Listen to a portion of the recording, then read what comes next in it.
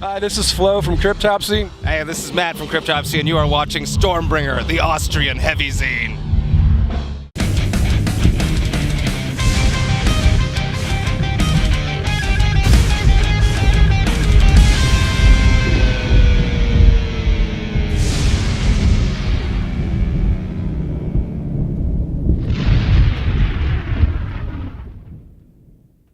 Yeah, guys, you were with Century Media for many years, and you decided some years ago to do your own business, to go crowdfunding and take your own management in your own hands. What changed since then for you as a band? It's just we didn't have a great contract with Century Media, so we wanted to get finished with it as fast as possible, and then we just stuck to doing it ourselves. And the crowdfunding we did once, but we probably won't do that again. But just having more control of what we choose, tours,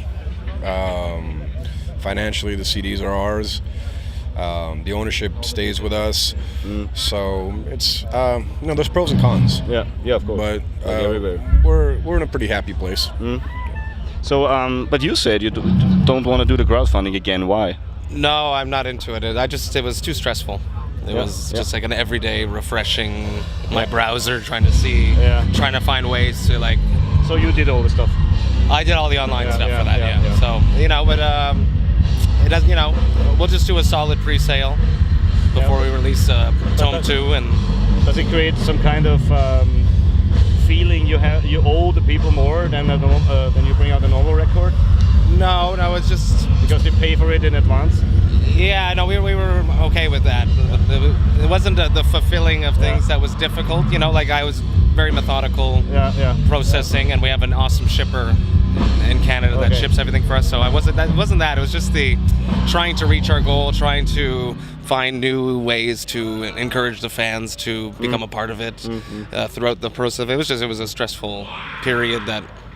But many bands do it. And recently, much more successful than others. And or they like it more. Yeah, I don't know. Their fans are more open to it. Or you don't have to. You have experienced it, so. We've done it. We'll just do like a solid pre-sale for the next one, and that's it. Been there, done that. Yeah. As so many other bands, CRYPTOPSY was always like some kind of revolving door for musicians. There's a long list of ex-band members, meanwhile. Back in the day. You are the only one left of the original lineup, right? Yeah. Back in the day, there was a lot of different member changes, but over the last, 10, 12 years, it's been very stable, which is different than most bands now. Yeah. Now it seems like band members are changing constantly now with other bands of the same genre. But we've gone through a lot of different members, and there's always reasons why they left, and new people come in. So hopefully this lineup will stick together for a while. Yeah, we hope so as well. But there was one record. It was your first record, the Unspoken King. Yeah. I know you don't talk about it very. You don't like to talk about it very. But everybody talks about it. I just wanted to think.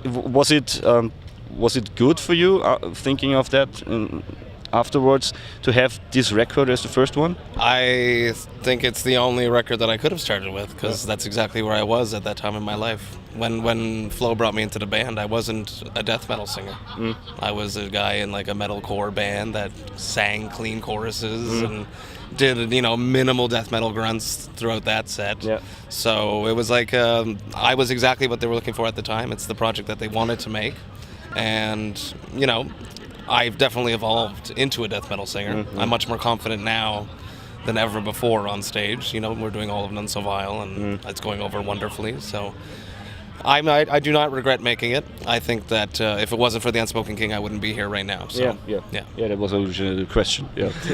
But can you understand those lots of hate that come towards you, of the fans that don't understand that you maybe at this time of a career, this record was crucial for you? It was. I think it was the timing, because many bands after did the same thing, kind of like the clean singing and more melodic and stuff. And it was just the timing, and it was just at that point where internet was getting so popular and powerful, where everybody had a voice, and there wasn't the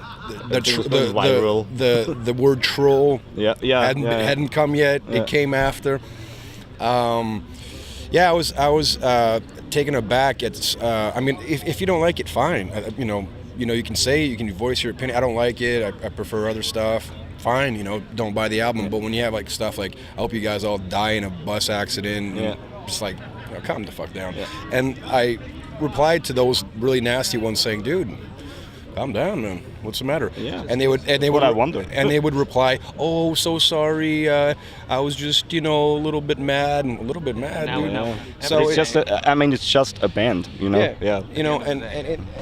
And we get fans coming up to us all the time now that are like secret Unspoken King fans. Just like saying sorry for those words they wrote maybe 10 years back. Or it's like, I didn't tell my friends at the time, but I really like the Unspoken King because it's not cool to like the Unspoken King. It's like you say, I really like the Load album of Metallica. It was like a trend. To hate on CRYPTOPSY for that album. It's funny, isn't it? Yeah. But I don't know why, but it's every decade needs its band, I guess. Celtic Frost gets all the shit. CRYPTOPSY. Morbid. Good press, bad press, still press. It's still press. Whatever. But we're only doing good press here, right? Of course. Really good ones. You both have lots of projects running besides CRYPTOPSY as well, like 3 Mile Scream, and you played for Nada Sadek on his album, for example. How important is it for you to be creative outside of CRYPTOPSY? For me, it's really important. Like the stuff I practice on my own, obviously, it's kind of a maintenance. This extreme music is kind of a sport, but I do like to play all sorts of different styles, and it's very important. Because CRYPTOPSY is CRYPTOPSY, and we can do a little bit of jazz here and there, but it's not full on. So I think it's important. It keeps our minds fresh, and it brings new elements in the writing process when we do. Maybe I can like twist this around and make it sound like CRYPTOPSY, but still have that Latin influence or something like that. So it's very important. But on the other hand, you don't want to do a second Unspoken King with the experiment. Right. But that's it, and that's still very metal, and there's still some very brutal songs on that album. I like the Nada Sadek thing. There was no hip hop or anything like that. But I like that kind of stuff too, So no, it's not like we're gonna bring that to CRYPTOPSY. But knowing how to play it and hearing it and being influenced by it, I can create more. So definitely it's an important process for us to listen and do other things.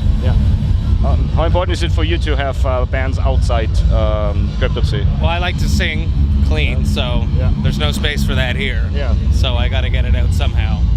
So I got one project going on at home called The Era Of, but it's sort of like really slow. We just jam, relaxing, hanging out with friends. Just a band playing in clubs or something. Not even yet. No, just in the jam room.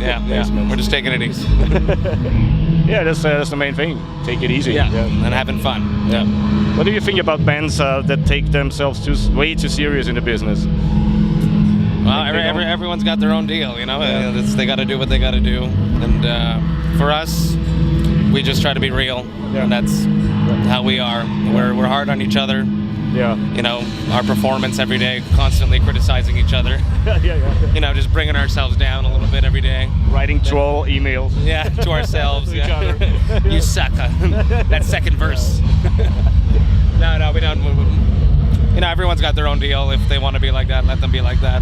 We'll just do our own thing.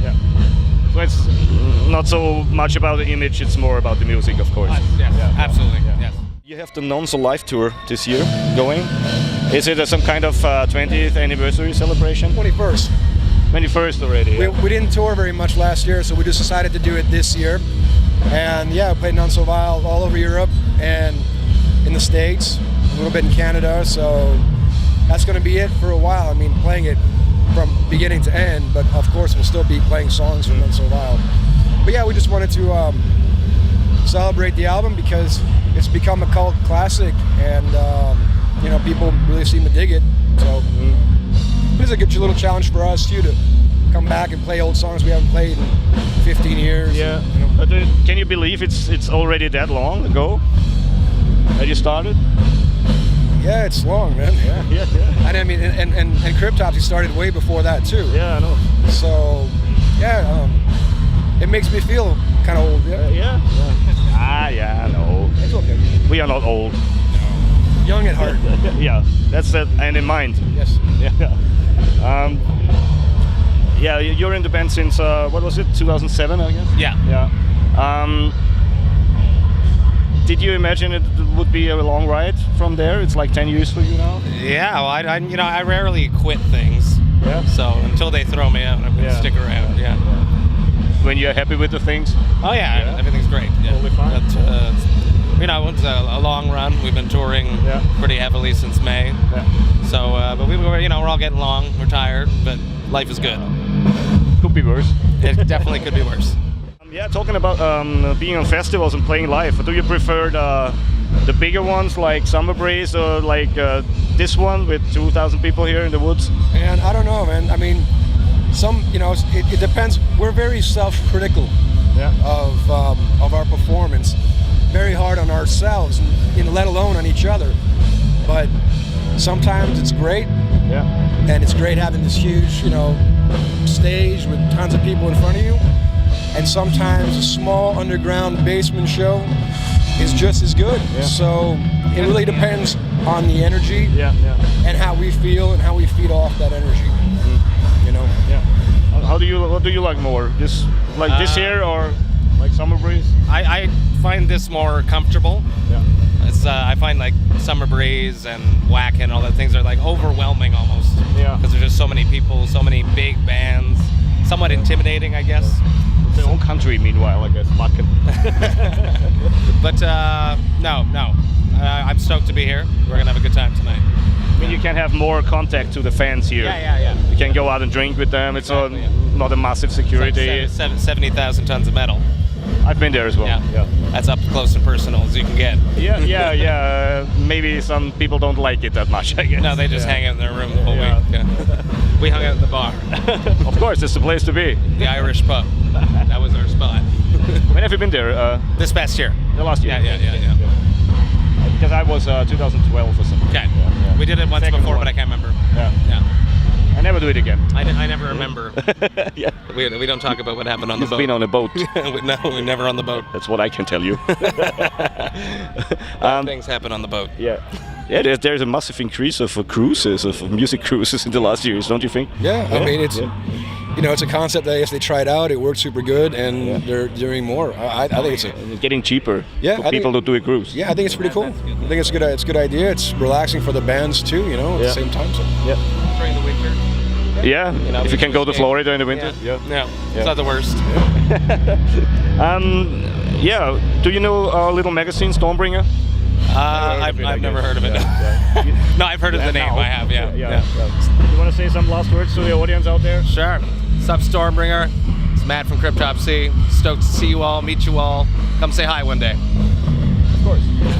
Say hi. You want to say some last words to the audience? Yeah. On the screen. Flo from CRYPTOPSY, thanks for many years of support and hopefully continued support. We'll see you live somewhere near you.